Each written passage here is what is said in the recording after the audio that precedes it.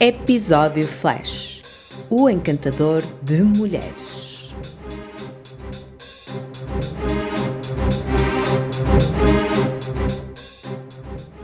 Um aviso aos ouvintes: o seguinte podcast apresenta conteúdo que pode não ser indicado para todas as pessoas. A maioria das pessoas sonha em encontrar a sua alma gêmea e planeia um dia partilhar o resto da sua vida com ela. Há quem queira formar uma família com filhos, outros optam por não os ter. Cada um vê o futuro à sua própria maneira. Mas imagino que no momento em que decidem assumir um compromisso duradouro com outra pessoa, ninguém pensa que a relação vá terminar em separação ou em divórcio. Para Drew Peterson, o problema não residia na separação ou no divórcio, nem mesmo no efeito que este acontecimento poderia ter sobre os filhos. O arrogante marido em série parecia ter mais dificuldades em lidar com a perda patrimonial que as suas muitas esposas lhe iriam provocar nesse momento. Até que ponto estava disposto a ir para impedir que ficasse financeiramente dilapidado? Seria capaz de quebrar os juramentos que tinha feito durante a sua longa carreira policial? Afinal, Drew Peterson parecia não ter qualquer pudor em quebrar os votos matrimoniais, mas teria o que era necessário para ir até às últimas consequências?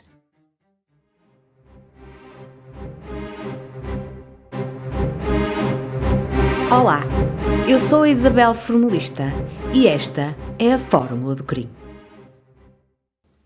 Drew Peterson nasceu em 1954 em Bolingbrook, um subúrbio de Chicago, no estado do Illinois.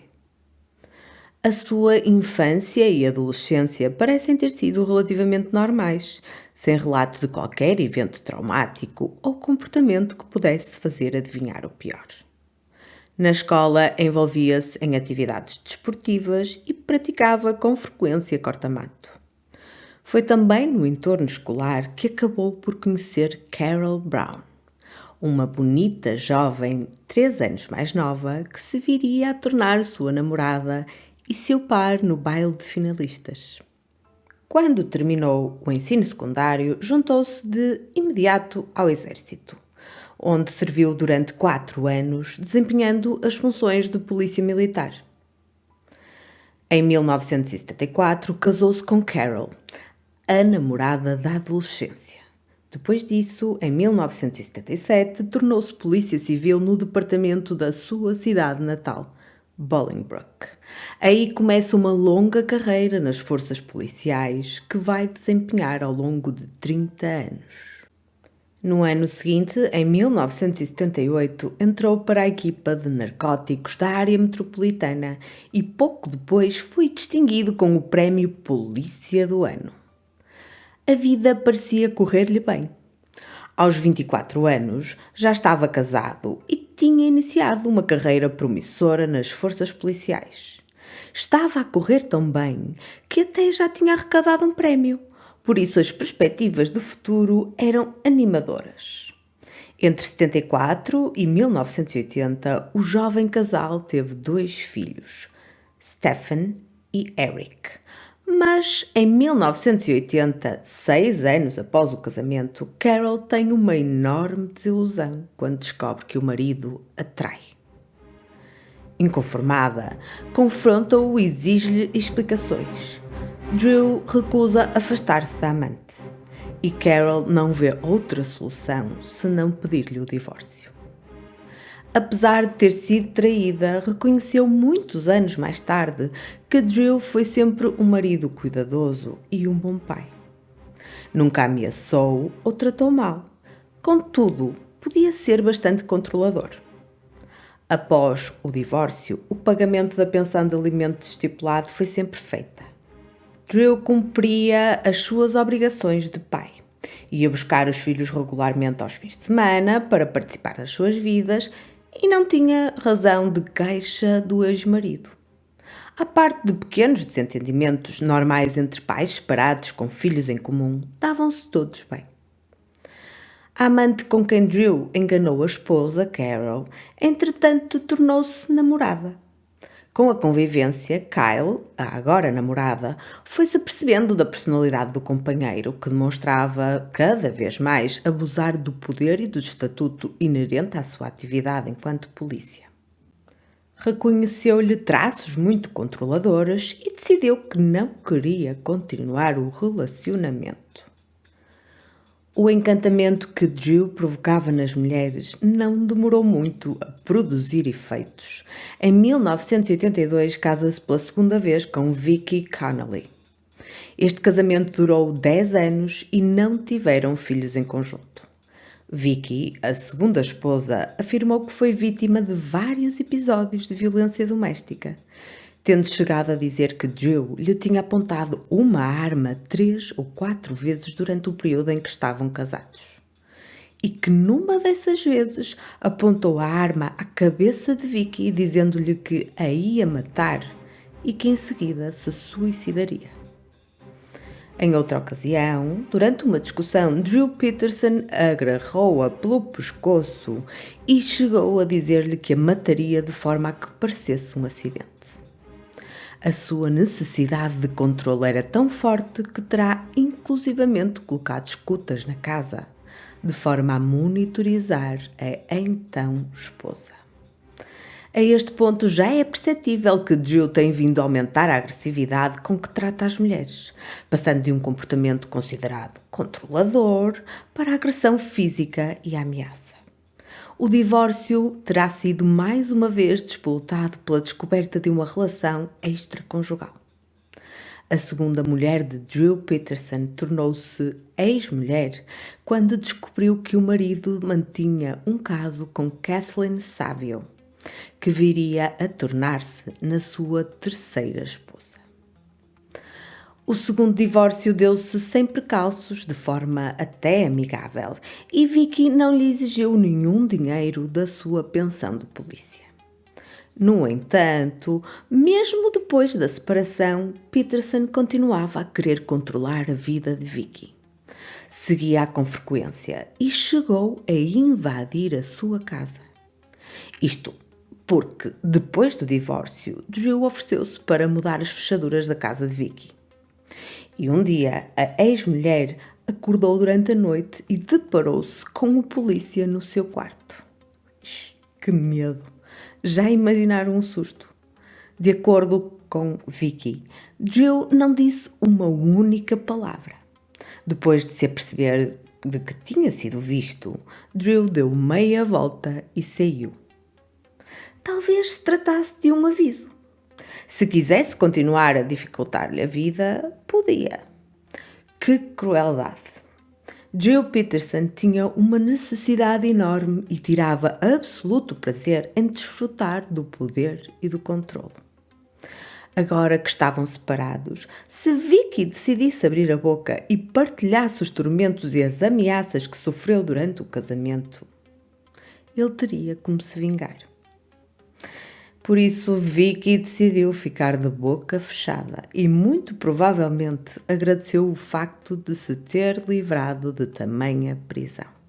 Só que durante estes anos não é só a vida matrimonial que vai de mal a pior. A sua carreira, no início tão promissora, parece também não estar a progredir no melhor sentido. Drew foi investigado por conduta inapropriada e considerado culpado em várias infrações, tais como desobediência e falha por não ter reportado um suborno.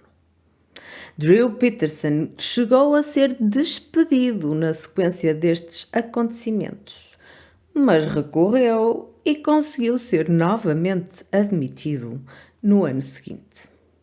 Sem dúvida, Peterson é uma pessoa persistente. Não aceita que ninguém se intrometa no que considera ser o seu objetivo. Então, se isso tiver implicações no seu próprio bolso, a coisa pode efetivamente tornar-se bem mais obscura. A esta altura, a sua personalidade arrogante ia-se tornando cada vez mais dominante. Com certeza achava-se a última bolacha do pacote. Só pode. Tinha conseguido dominar os 3 pontos que mais prezava: mulheres, dinheiro e poder. Mulheres, porque apesar de estar mais velho, não tinha qualquer problema em conseguir casar-se com esposas cada vez mais jovens e bonitas. Dinheiro, porque o seu estatuto na polícia permitia-lhe ter um rendimento apreciável. E finalmente poder, porque era ele que estava no controle. Não controlava só as mulheres da sua vida, como tinha conseguido eficazmente controlar todas as políticas e procedimentos que as forças da autoridade tinham colocado em prática para evitar eventuais violações de conduta. Para além disso, mesmo quando foi realmente apanhado, tinha recorrido e tinha ganhado.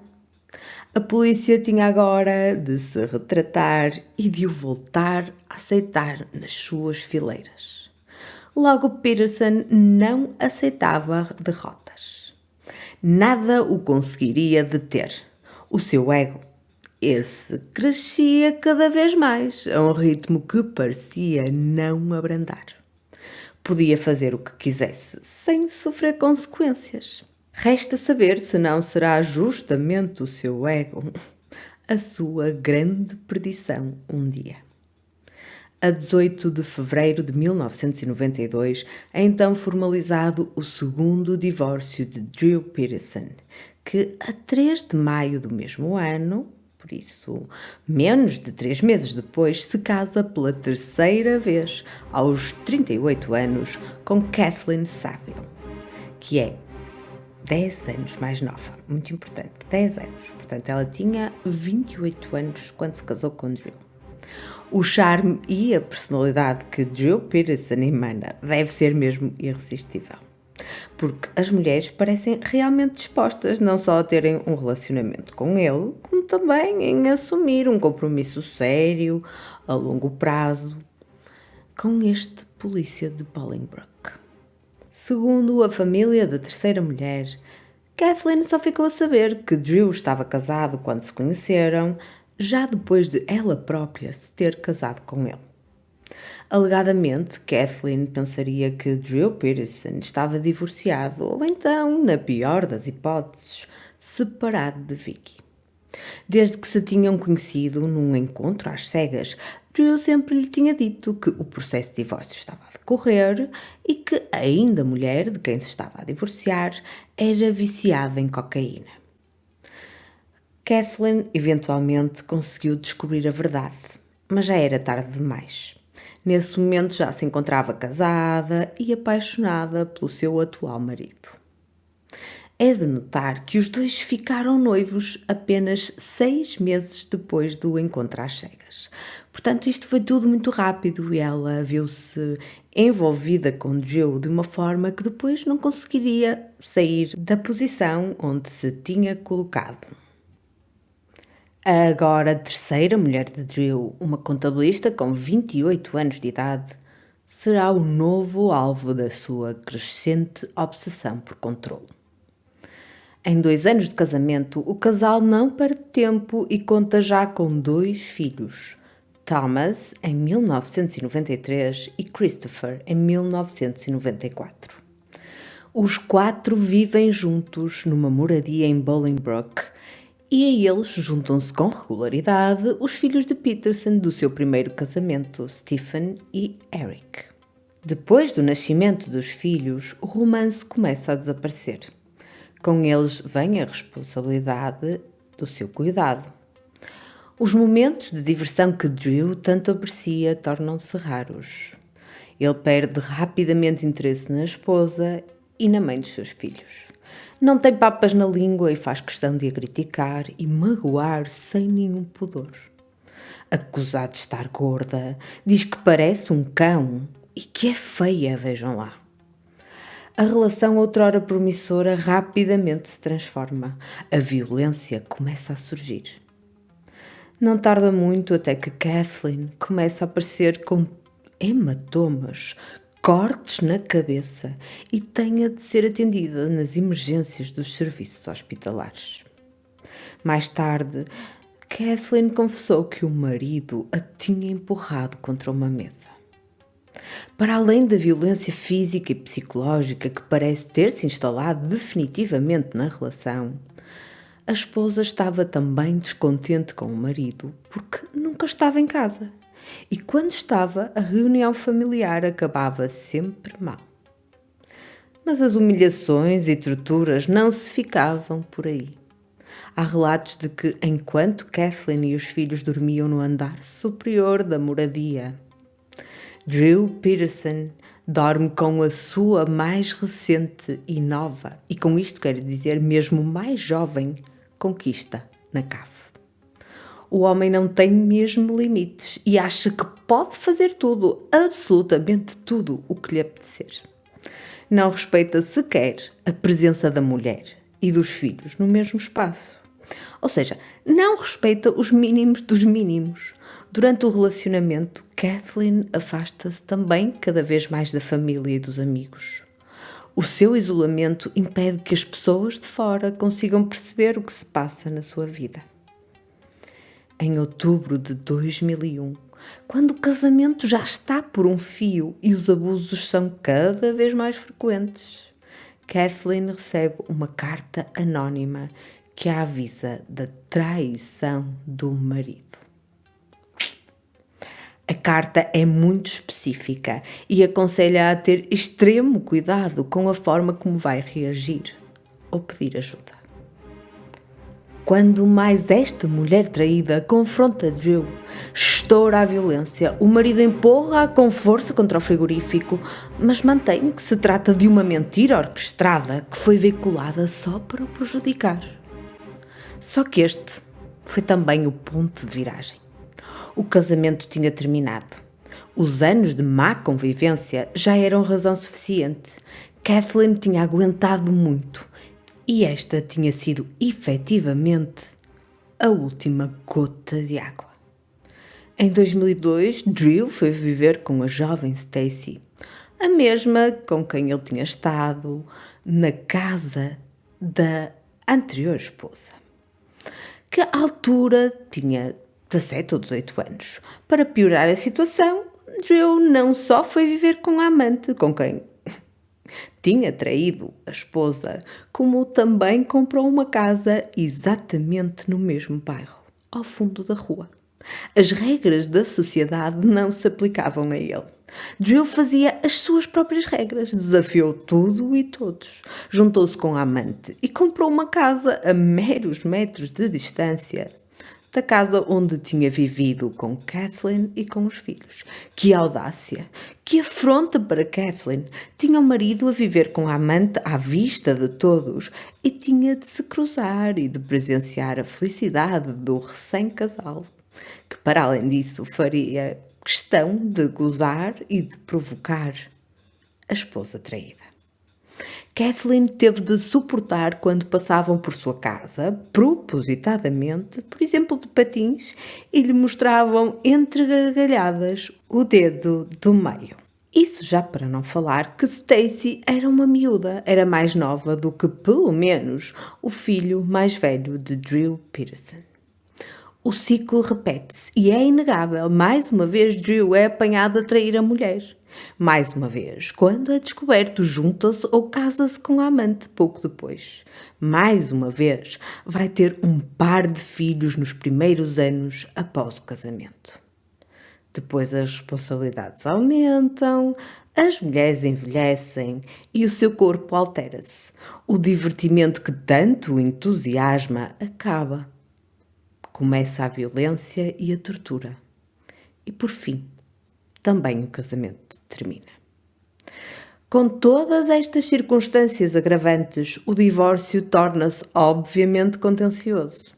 Drew pode ter destruído o casamento e até a autoestima de Kathleen, mas ela estava disposta a atingi-lo onde lhe doía mais, no seu bolso. Entre 2002 e 2004, a polícia foi chamada à residência da família por 18 vezes, devido a distúrbios domésticos. Por vezes era Drew o atacante, outras vezes era Kathleen. Entre estes distúrbios, Kathleen queixava-se de agressões, invasões de propriedade e falha de Drew em entregar os filhos atempadamente. Numa das idas da polícia, aquela que se calhar chama mais atenção, a 5 de julho de 2002, Kathleen diz que Drew invade a casa, ordena-lhe que se sente nas escadas, mantém-na durante horas no mesmo sítio, ameaça-a com uma faca e diz que a vai matar. Drew nunca é detido. Não nos podemos esquecer que os polícias são seus colegas de departamento. Não tomam nenhuma medida, tendo até chegado a desvalorizar a situação. Para eles, tratavam-se de simples desavenças entre o casal. A 14 de novembro de 2002, Kathleen envia uma carta ao procurador assistente do condado de Will, onde afirma que o ainda marido sabe como manipular o sistema e que o seu próximo passo será retirar-lhe os filhos ou assassiná-la. Basicamente, Kathleen implorou por ajuda, pediu que travassem as ações do marido. E qual foi o resultado? Absolutamente nenhum. Nada. Rien de rien. Niente. Mais uma vez, Drew passa por entre os pingos da chuva e sai incólume. Até que 1 ano e meio depois, tudo mudou. Drew Peterson passou o último fim de semana de fevereiro de 2004 com os filhos. No domingo tinha de entregar os meninos em casa da mãe. Agindo em conformidade, dirigiu-se à casa de Kathleen, mas parecia que não estava ninguém. Como não lhe atenderam a porta, Drew tentou ligar, mas o telefonema não foi atendido. Voltou para casa e no dia seguinte, segunda-feira, e dia 1 de março de 2004, ainda ninguém sabia onde estava Kathleen.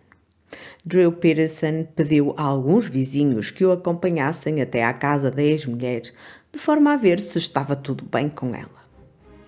O corpo de Kathleen Savio acabou por ser descoberto na casa de banho. Estava no interior da banheira, encolhida em posição fetal. Tinha o cabelo manchado com sangue e molhado, mas estranhamente a banheira estava seca. Apresentava um corte, uma ferida com cerca de 3 centímetros na parte de trás da cabeça. Tinha as pontas dos dedos enrugadas, como se tivesse estado muito tempo dentro d'água, e estava inanimada. A morte foi considerada acidental, mas as pessoas próximas de Kathleen Savio desconfiavam de Drew. A polícia avaliou a cena e achou que Kathleen tinha escorregado e batido com a cabeça. Posteriormente, a água tinha sido drenada da banheira. Logo, Kathleen Savio tinha morrido por afogamento acidental. O álibi que Drew apresentou foi corroborado pela sua agora quarta esposa, Stacy, que disse ter estado sempre com o marido em casa do casal. Pois é, nesta altura, mais uma vez, Drew Peterson apressou-se a casar com a nova amante. Os dois estavam, nesta altura então, já casados há cerca de 5 meses. O depoimento da recém-esposa foi recolhido de maneira muito informal e, basicamente, porque não há outra forma de classificá-lo, é extremamente irresponsável. Stacy foi questionada na presença do marido, nunca na sua ausência. Se isto se pode admitir, não só a testemunha não está sozinha, como está acompanhada precisamente pelo principal suspeito, que é parte interessada no desaparecimento de Kathleen. Pior, o seu testemunho é o que lhe vai garantir o álibi e desviar as possíveis desconfianças que possam recair sobre si. Lembrem-se, isto não se passou propriamente no século XIX. Estes polícias treinados, que supostamente dominam as técnicas de interrogatório, não fizeram nada do que era suposto. Quer-se dizer, se metem o pé na poça em algo tão básico, nem quero pensar no que farão em situações mais complicadas. Para além disso, são colegas de Drew. Agora, Que implicações ou que tipo de influências sofreram por causa deste vínculo? Não sei. Todo o panorama dá muitíssimo aso a suspeitas.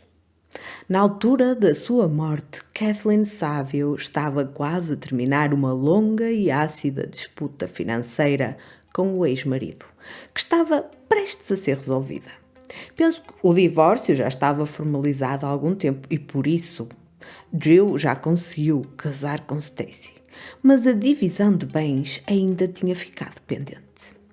Drew Peterson estava prestes a levar um belo de um rombo nas finanças, quando a sua terceira ex-mulher morre acidentalmente. Se Kathleen Saville não tivesse oportunamente falecido, teria direito a metade da pensão de Drew. Ficaria com a casa e com metade dos restantes bens. Em setembro de 2007, Drew Peterson parece começar a ver a sua roda da fortuna desandar. Foi suspenso do departamento da polícia de Bolingbroke por uma alegada falta de discernimento grave durante uma perseguição policial. Logo de seguida e 3 anos depois da morte de Kathleen Saville, Stacy Peterson desaparece misteriosamente sem deixar rastro.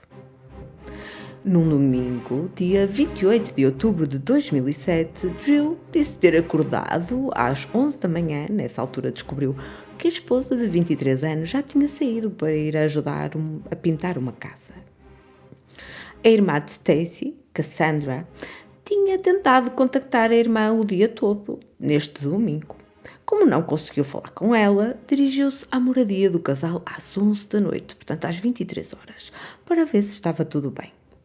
Quando lá chegou, Stacy e Drew não se encontravam em casa e uma das crianças disse-lhe que tinha havido uma grande discussão nessa manhã.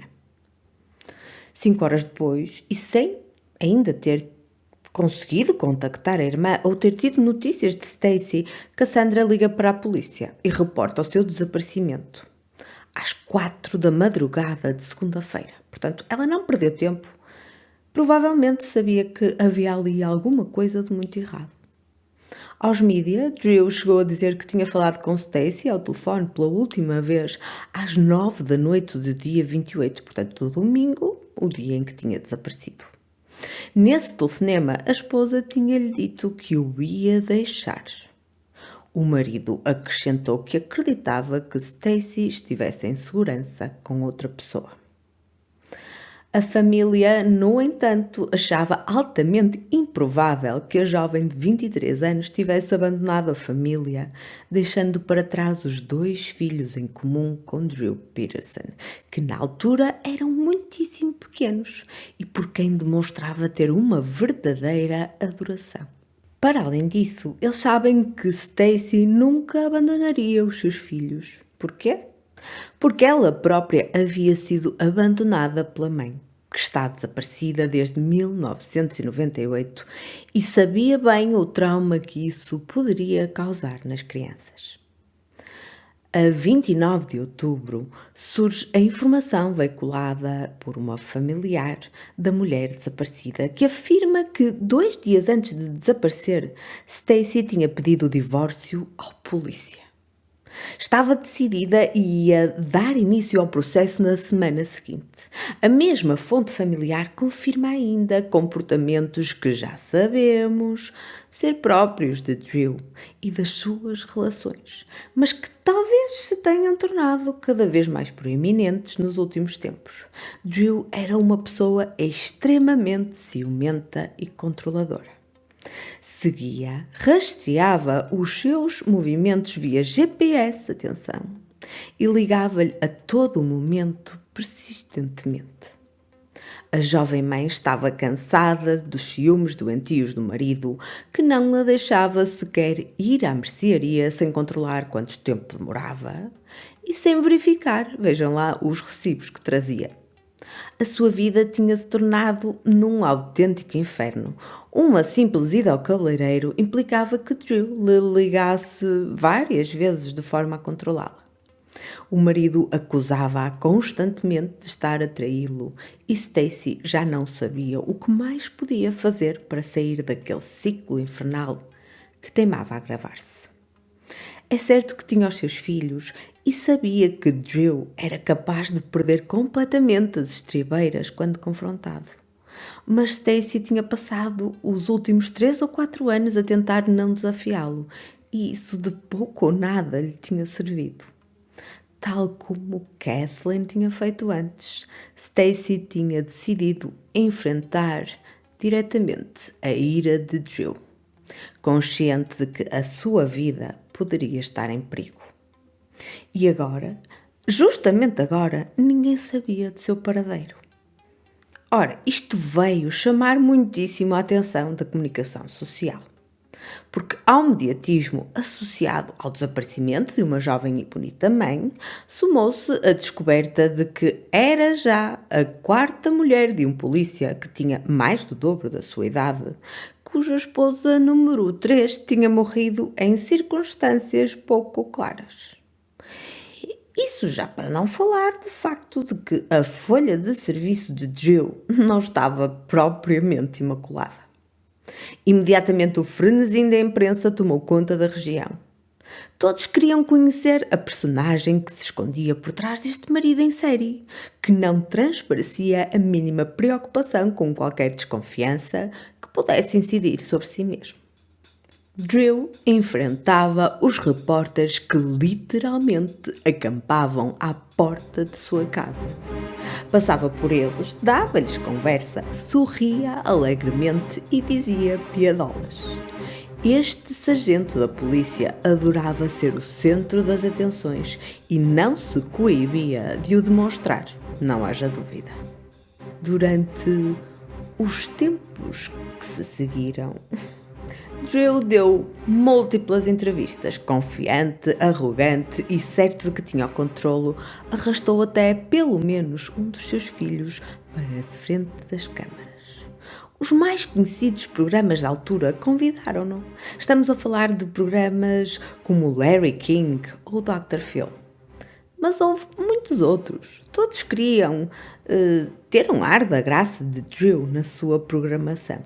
E o polícia mostrava-se rendido e apreciador da fama que, entretanto, tinha conseguido. Diga-se que conseguiu a fama pelas mais erradas razões, mas isso para ele era indiferente. Durante uma entrevista, demonstrou mais uma vez que se conseguia mover bem nos meandros da manipulação. Argumentou que a mulher tinha mudado muito desde que a sua irmã tinha falecido em 2006. O casamento tinha-se ressentido a partir daí. Querendo puxar a cartada da doença mental, disse que Stacy tinha andado a ser tratada em psiquiatria e que inclusivamente estava medicada. Com isto, pretendia obviamente alegar que Stacy estava mentalmente instável e, por isso, capaz de tomar decisões que não lhe seriam características. Isto é, decisões que não seriam consistentes com o seu comportamento normal. Dessa forma, lançava a dúvida de que tivesse tido, por exemplo, uma crise emocional que a teria levado a desaparecer. E quem sabe se não pretendia também levantar a suspeita de poder ter cometido suicídio. Como vemos, Drew Peterson sabe como manipular e semear a semente da dúvida. Na verdade, o casal chegou até a fazer uma espécie de terapia com um ministro religioso. Foram várias as sessões, mas o conselheiro matrimonial não notou qualquer progresso positivo no relacionamento dos dois. Drew Peterson tinha a certeza de que conseguia e podia manipular tudo e todos. E essa certeza era desconcertante. Pouco depois de Stacy ter desaparecido, um dos repórteres que avidamente vigiava cada ação do sargento reparou que os filhos de Peterson estavam a ver as notícias do desaparecimento da jovem na televisão. Isso causou-lhe alguma estranheza. Estaria Peterson a tentar manipular os próprios filhos? Quer dizer, seria de esperar, ou Pelo menos assim penso, que os filhos fossem protegidos de eventuais notícias, se Stacy estivesse realmente apenas desaparecida. Vá que aparece. Os miúdos estavam a ser expostos à situação de stress desnecessariamente, não acham? Mas isto é apenas um dos exemplos onde desconfio que o pai estivesse a manipular os próprios filhos. Entretanto, não foram poupados recursos na busca por Stacy Peterson. Todos demonstravam extrema preocupação com a jovem mãe que teimava em não dar notícias. Todos ansiavam o seu retorno. Todos menos, aparentemente, o marido, que descontraídamente continuava a receber os repórteres na sua própria porta. Claro que nada disto caiu bem aos olhos do público, que cada vez mais estava confiante na sua percepção anterior de que Peterson tinha o seu dedo neste desaparecimento. Não terá sido só a população a desconfiar do envolvimento. As autoridades estavam finalmente a olhar para Peterson de uma outra forma. Temendo o pior e procurando respostas, foram empenhados todos os esforços e mais alguns. Tudo o que havia disponível foi usado, desde unidades caninas, mergulhadores, absolutamente tudo. Mas Stacy Peterson nunca foi encontrada.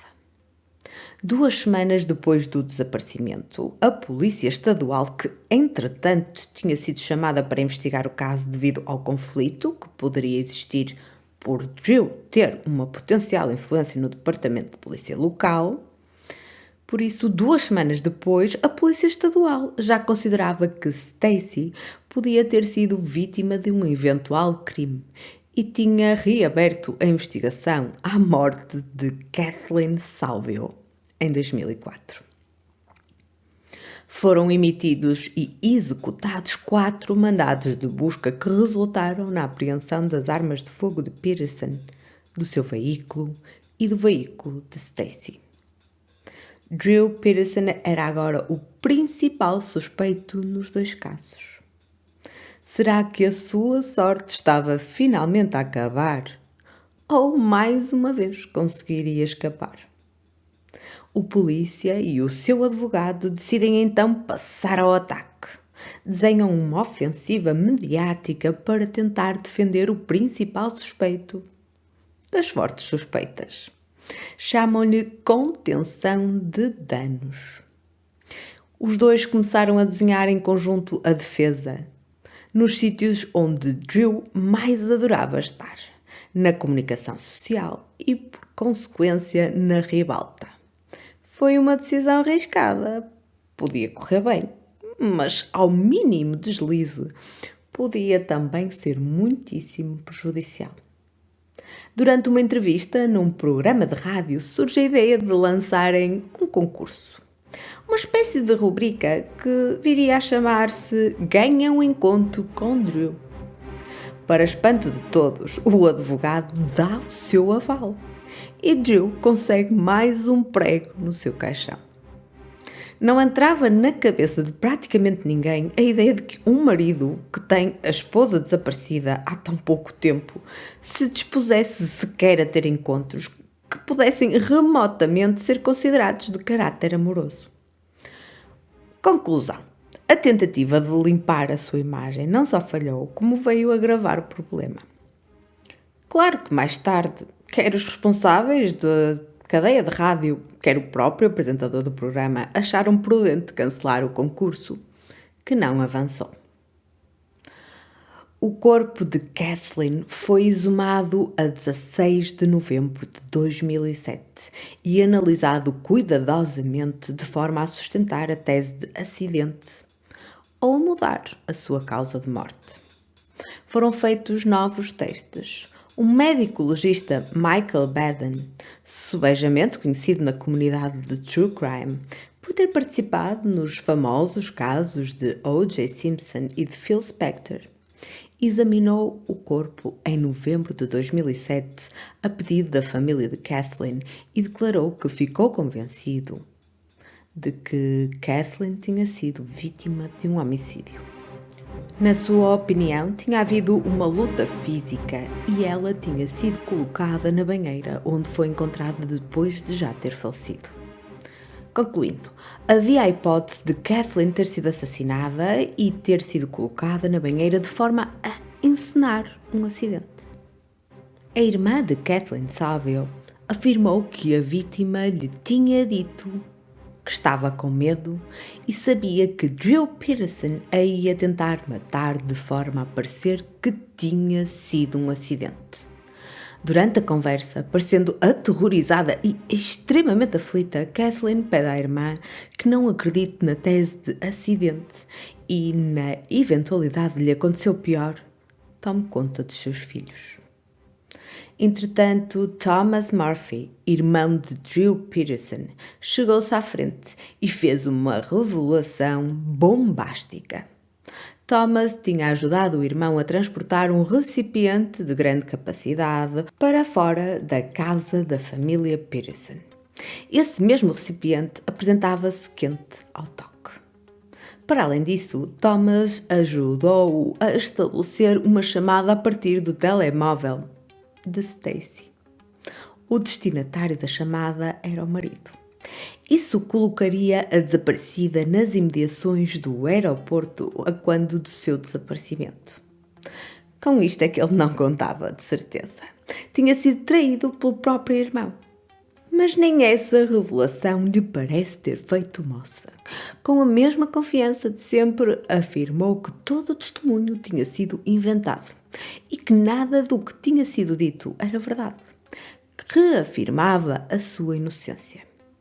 A convicção com que o dizia era tal que suspeita até podia ter enganado os mais distraídos. É importante referir que este irmão alegadamente tem um historial de dependência de drogas e de álcool.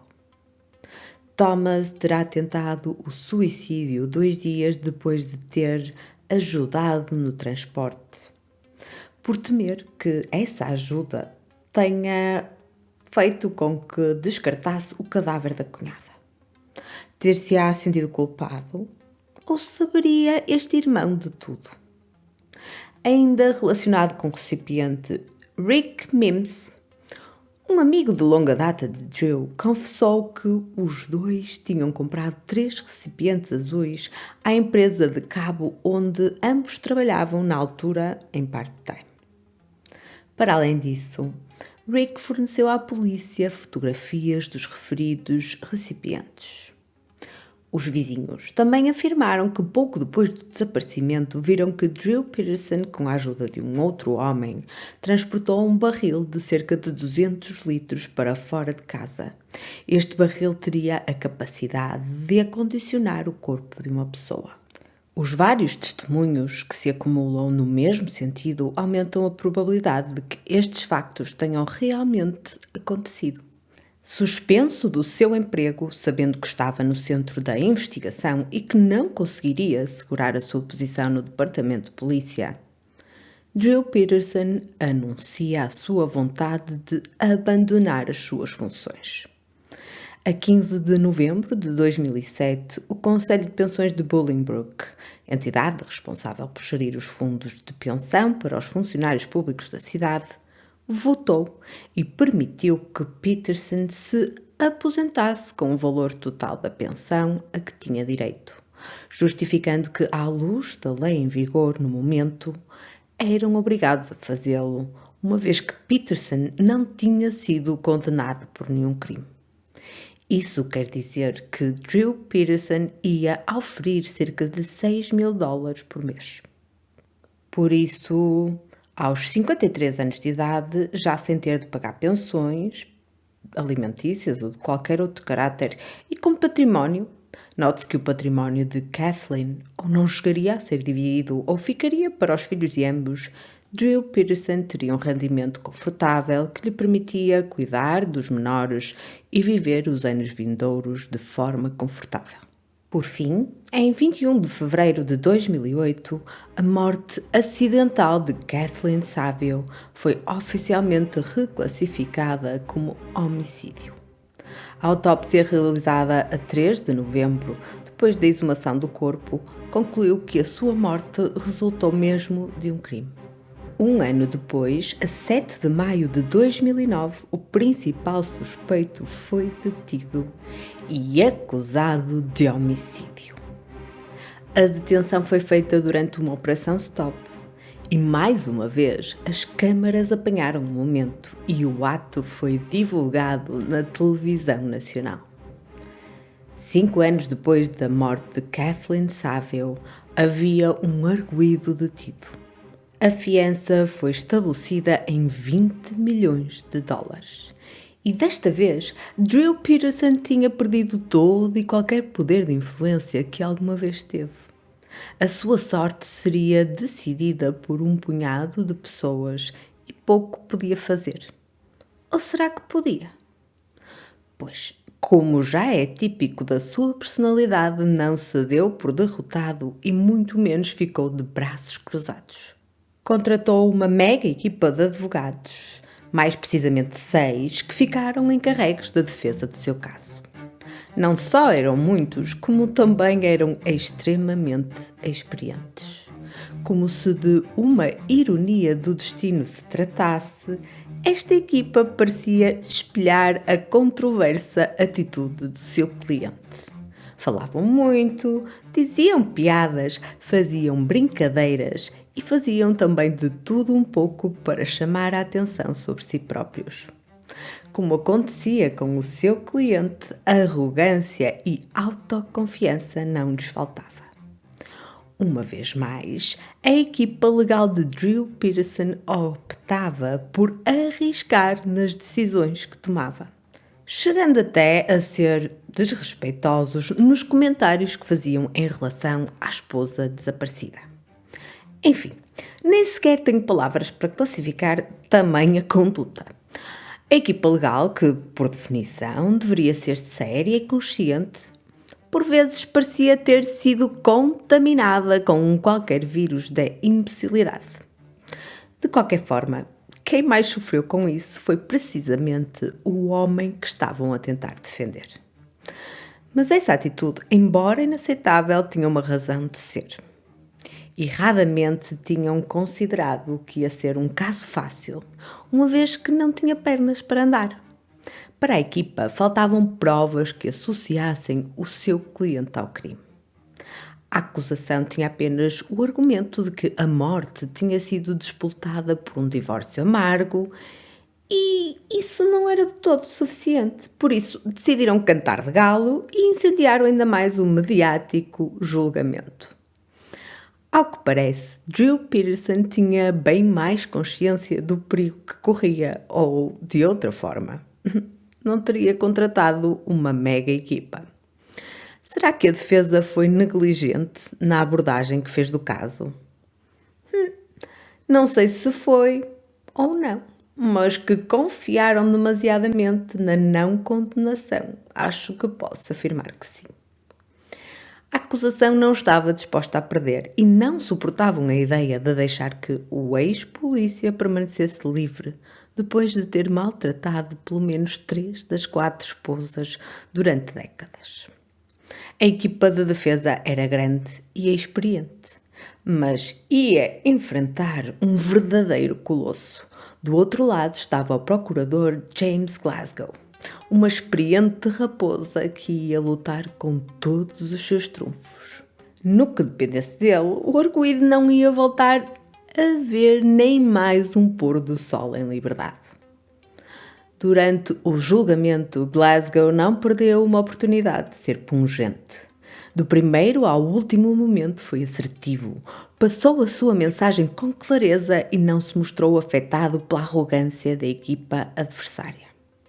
Sem papas na língua, criticou as forças policiais e os detetives encarregues pela investigação inicial. Evidenciou o tratamento especial que foi dado ao arguido, que não só violava todas as regras, como lhe permitiu imiscuir-se no local do crime e na própria investigação. Ao que parece, o detetive encarregue de investigar o caso nunca tinha sequer lidado com um homicídio. A equipa forense, que avaliou a cena do crime, tinha imediatamente considerado que se tinha tratado de um acidente. Por essa razão, não recolheu nem preservou qualquer tipo de prova. No fundo, o que aconteceu é que, na realidade, não houve investigação. Começamos já a perceber porque é que a defesa achava que era praticamente impossível que o seu cliente fosse condenado. Mas nem sempre trigo limpo é sinónimo de farinha amparo. Neste caso, as provas mais incriminantes surgiram exatamente da boca das duas últimas esposas de Peterson. Kathleen testemunhou com toda a certeza a partir do seu túmulo e Stacy muito provavelmente também, porque, sejamos sinceros, não há grandes probabilidades de que tenha sobrevivido ao fatídico dia em que desapareceu. Mais uma vez, o sábio procurador soube explorar ao máximo todos os sintomas e sinais que as duas tinham deixado para trás. Várias pessoas foram chamadas e deram testemunhos indiretos, que são testemunhos com base no que outros lhe haviam dito. Muitas vezes, se não na maioria das vezes, não são admitidos em tribunal, mas dada a violência do crime, o juiz autorizou. Esta decisão foi recebida como um duro golpe para a defesa. Não estavam à espera, não se tinham preparado para um revés tão grande. As testemunhas contaram ao tribunal o que tanto Kathleen como Stacy lhes tinham confidenciado. Kathleen confidenciou à irmã que Jill lhe tinha dito que a ia matar de forma a que parecesse um acidente e ninguém ia saber que tinha sido assassinada. Já o ministro religioso, que tinha funcionado como conselheiro matrimonial, testemunhou que Stacy havia confessado que Jill lhe tinha pedido um álibi para a noite em que Kathleen Saville morreu. Queria que a agora quarta esposa mentisse para o encobrir. Stacy confessou também ao conselheiro que Jill lhe tinha dito que seria um crime perfeito. Devo acrescentar que o conselheiro matrimonial era também o pastor da igreja que o casal seguia. Ora, o álibi que inocentava Drew Peterson tinha caído completamente por terra. Ainda por cima, como já sabemos, Drew estava presente no momento em que Stacy forneceu à polícia o falso relato. Por isso, o ex-polícia tinha ameaçado Kathleen e, infelizmente, tudo o que lhe tinha dito tornou-se realidade. E Stacy mentiu para proteger o marido. Adicionalmente, Jeff Patcher testemunhou que Peterson lhe ofereceu $25.000 para contratar alguém que assassinasse Kathleen Saville e ter-lhe dito que esse seria um segredo que Jeff teria de carregar até ao túmulo. Jeff Patcher trabalhava na mesma empresa de cabo onde o arguido tinha um part-time. A oferta terá sido feita cerca de 3 meses antes da morte da ex-mulher. Apesar disso, esta testemunha tinha passado criminal e a sua credibilidade não era das melhores, por isso também não poderia ser considerada como a melhor fonte de informação. Mas será que estes testemunhos indiretos e diretos têm tudo aquilo que é preciso para assegurar uma condenação? Havia um claro motivo, e o arguido dispunha dos meios e da oportunidade para perpetrar o crime. A defesa contra-ataca e afirma que não há qualquer tipo de prova física que ligue o suspeito ao crime. Em mais uma jogada arriscada, a defesa chama uma testemunha improvável: o advogado que representou Kathleen Saville no divórcio. Estão confusos? Eu também fiquei. O que é que o advogado da vítima podia dizer a favor da defesa? E agora, muita atenção. O advogado testemunhou que Stacy, a esposa que se seguiu a Kathleen, o tinha contactado dias antes de ter desaparecido. E tinha dito ao advogado de Kathleen que Jill tinha matado a sua cliente. Por esta é que a defesa não esperava. Saiu pior emenda que o soneto. A bomba explodiu-lhes diretamente nas mãos. Mais uma vez, o risco não compensou e ficaram numa posição bem pior do que aquela de onde tinham partido. Mas o que é que eles pretendiam com isto? Bem, talvez tivessem tido conhecimento que Stacy tinha contactado com o advogado de Kathleen, mas achassem que ele ia depor afirmando que a última mulher de Drew ia fazer o que pudesse de forma a retirar-lhe o maior património possível. Podia ter sido uma estratégia desenhada para desacreditar Stacy e as suas confissões ao pastor, mas acabou por se tornar num belo tiro no pé. Foi uma estratégia terrível. E a única ideia que tiveram foi chamar a depor o filho de Kathleen e de Drew Peterson, para ver se a coisa melhorava. Thomas afirmou não acreditar que o seu próprio pai tivesse assassinado a mãe.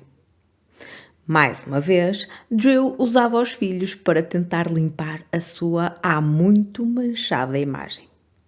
O mais curioso foi que Drew sentou o filho no banco das testemunhas, mas o próprio, a pessoa mais interessada em defender-se num julgamento que não lhe estava a correr bem, nunca testemunhou. O julgamento terminou e o destino do ex-polícia estava finalmente nas mãos de 12 júris. 2 dias depois, o tribunal anuncia que se chegou a um veredito. O júri tinha decidido e estava pronto para deliberar. A tensão era palpável, as emoções estavam ao rubro, a comunicação social amontoava-se e os nervos estavam à flor da pele. Por fim, a decisão do júri foi comunicada. Drew Peterson foi considerado culpado do homicídio premeditado de Kathleen Savio. O reino de terror tinha finalmente acabado. Peterson não poderia magoar, maltratar, fazer desaparecer ou matar mais nenhuma mulher. A sua arrogância foi por fim derrotada. Ou então não. Drew Peterson teve a audácia de se virar para os polícias que o escoltavam e de dizer: "Parece que isto me vai estragar as férias", deixando no ar a ideia de que se tratava de um pequeno contratempo sem grande significado. Nem quando bateu no seu ponto mais baixo se vergou. Foi uma tremenda vitória para o procurador James Glasgow, que fez questão de salientar que o arguido era um criminoso que usava a arma de serviço e o distintivo para ameaçar pessoas, e ninguém o deteve. Até àquele momento onde ia pagar por pelo menos um dos seus crimes. Na audiência da sentença, Drew Peterson perdeu completamente o tino e, quiçá, deixou cair a máscara. Reclamou, deu a entender que lhe tinham montado uma armadilha. Dirigiu-se ao procurador e, com extrema raiva, disse que o que ele tinha feito não seria esquecido.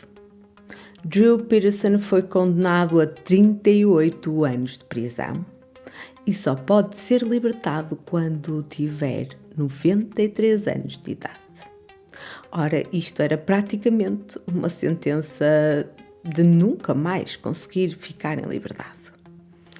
O caso de Kathleen estava encerrado, mas Stacy continuava desaparecida. E o tenaz procurador prometeu fazer tudo o que lhe fosse possível para descobrir onde está Stacy e quem lhe poderá ter feito mal. Infelizmente, Stacy Peterson nunca mais deu sinais de vida e até hoje o seu corpo nunca foi encontrado. Agora que já sabemos que o caso de Stacy nunca foi resolvido, este poderia ser mais um final de um trágico episódio que tinha acabado com a condenação de um cruel homicida que preferiu deixar os filhos sem a mãe, a ficar sem parte do seu património. Mas não se esqueçam que estamos a falar de Drew Peterson, por isso, há sempre espaço para sermos surpreendidos. Depois da condenação que recebeu em 2012, o destino de Drew Peterson parecia estar traçado. A menos que se desse uma tremenda reviravolta, quase de certeza que passaria o resto dos seus dias sem voltar a sentir a liberdade. Os 4 filhos menores de Drew acabaram por ser criados pelo irmão mais velho, Stephen, que nasceu fruto do primeiro casamento do condenado. Ironicamente, este filho seguiu as pisadas do pai e tornou-se polícia. No início não conseguiu acreditar que o pai era culpado, mas ao longo dos anos tem vindo a mudar o seu julgamento. Passou por algumas dificuldades, deu um ou outro tropeção, mas conseguiu criar os 4 irmãos e mantê-los juntos. Não pode ter sido uma tarefa fácil ou simples. Os traumas devem ser imensos. Atrás das grades, Drew sentiu-se humilhado, revoltado e cheio de fúria. Toda a sua raiva foi canalizada na direção da pessoa que mais o tinha prejudicado, a velha raposa, o procurador James Glasgow. Tinha deixado bem claro que ainda não estava acabado e que nunca esqueceria o papel que Glasgow desempenhou no desígnio do seu destino. O confinamento não ajudou a amenizar a revolta e ela foi crescendo cada vez mais. Sabia que o seu maior desejo era a vingança e estava decidido a fazer o que fosse preciso. James Glasgow teria de pagar pelo que lhe tinha feito. Drew Peterson podia até ter de passar o resto da sua vida na prisão, mas o principal responsável não viveria para continuar a vê-lo atrás das grades. James Glasgow tornou-se por isso no seu alvo e ódio de estimação. Drew Peterson recorreu no sentido de tentar reverter a sentença, argumentando que a mega equipa que o defendeu lhe tinha prestado assistência jurídica ineficaz e que os testemunhos indiretos não deviam ter sido admitidos em tribunal. Entretanto, surgiu uma nova polémica. Drew Peterson tinha montado um plano de vingança e tinha-o preparado enquanto permanecia atrás das grades. A partir da prisão, queria ver quem considerava ser responsável pela sua situação morto. Estava disposto a pagar pelo seu assassinato. O alvo era, como não podia deixar de ser, o procurador que o tinha colocado lá. Drew Peterson não só é capaz de tudo, como também nunca para de nos surpreender. Em fevereiro de 2015, foi acusado de tentar encomendar o assassinato do procurador a partir da prisão.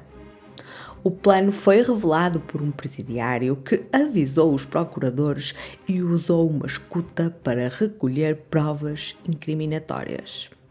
O julgamento deste caso avançou e o júri demorou apenas 1 hora a considerá-lo culpado. Em julho de 2016 é sentenciado a cumprir mais 40 anos de prisão. Na audiência da sentença, James Glasgow teve a palavra e disse que uma ameaça contra ele é efetivamente uma ameaça contra todos os procuradores. Tinha razão. Em 2017, todos os seus apelos foram negados e o Supremo Tribunal de Illinois confirma a condenação de Drew Peterson. Em 2024, numa entrevista feita na prisão, Peterson continua a agir de forma muito arrogante, que lhe é característica, e pouco direta. Ora diz que não fala porque não quer que os filhos achem que é o responsável pela morte das mães. Ora diz que não tem nada a dizer e também que não ia ganhar absolutamente nada com isso. Quanto ao desafio de escrever um livro que lhe foi apresentado, não lhe interessa porque não vai conseguir tirar proveitos financeiros. Mesmo atrás das grades, o que o move continua a ser o dinheiro. Por fim, entre sorrisos, diz à jornalista que o está a entrevistar que, a menos que se case com ele não a vai matar. No fim, graceja e diz que está na brincadeira. Os jogos psicológicos nunca terminam para este homem. Ele sabe que não vai sair vivo da prisão, sabe o que aconteceu a Stacy, mas guarda para si esse trunfo. Ele pode estar encarcerado, mas as pessoas que se preocupam com a jovem mãe nunca mais vão ter descanso. Talvez esta seja a única forma de vingança que lhe resta e não está disposto a abdicar dela. O corpo de Stacy nunca foi encontrado. O que lhe aconteceu naquele dia permanece na dúvida. Contudo, muito poucos duvidam da culpa do marido, que ia ter de passar por mais um divórcio e mais uma vez teria de partilhar o seu património. O consolo, neste caso, reside no facto de o provável responsável se encontrar na prisão e de nunca mais poder sair. Assim esperamos nós que aconteça. Cada dia que passa sem notícias de Stacy vem reforçar o facto de que não está somente desaparecida, mas morta. O caso contra Drew fica mais forte, mas carece ainda de provas mais contundentes. O melhor que podia acontecer era que o corpo fosse descoberto, uma vez que as perícias forenses efetuadas não terão surtido grande resultado. Confio que um dia a verdade será revelada e o último trunfo de Drew cairá por terra. Por hoje é tudo. Vemo-nos no próximo episódio da Fórmula do Crime.